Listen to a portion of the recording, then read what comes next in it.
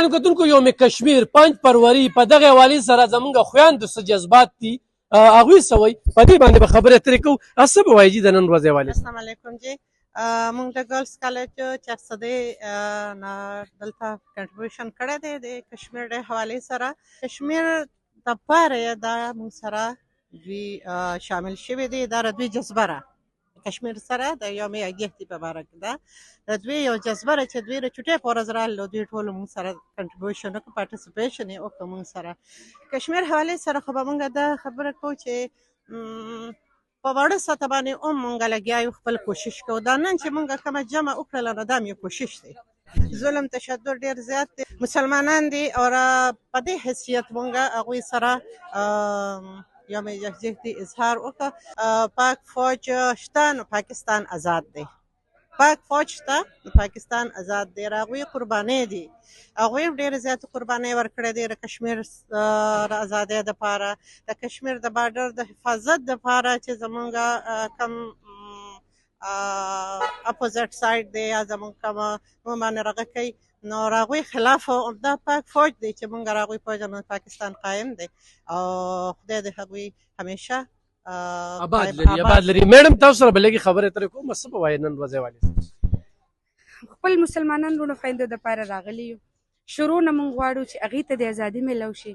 پاکستان ورته خپل شیرک وایي نو څه وجه باندې به وایي. زمونږ دعاګانې هم ورسرې دي. زمونږ فوج چې دی هغې دپاره ډېر کوششونه هم کوي.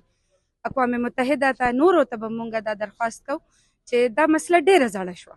تاسو له پکار دی دا ستاسو ناکامي ده چې کلونه وشو د دې مسلې هېڅ حل د دې نه روزي. حکمرانان چې په دې سیاست کوي که نه هسې هغه خبرې کوي او عملي کار نه کوي. عملي کار دغه خو ټول زمونږ خفګان دی چې قراردادونه پاس شي د هغې تپوس نشته. سیاستدان خبرې وکړي صرف چې د هغه خپل څه ریفرنډم پیش کړي یا څه چارټرز وغیره بس دې نه علاوه څه نه. عملي کار تقریبا زیرو دی او خلک هماغه رنګ سوځي تکلیف کې دي.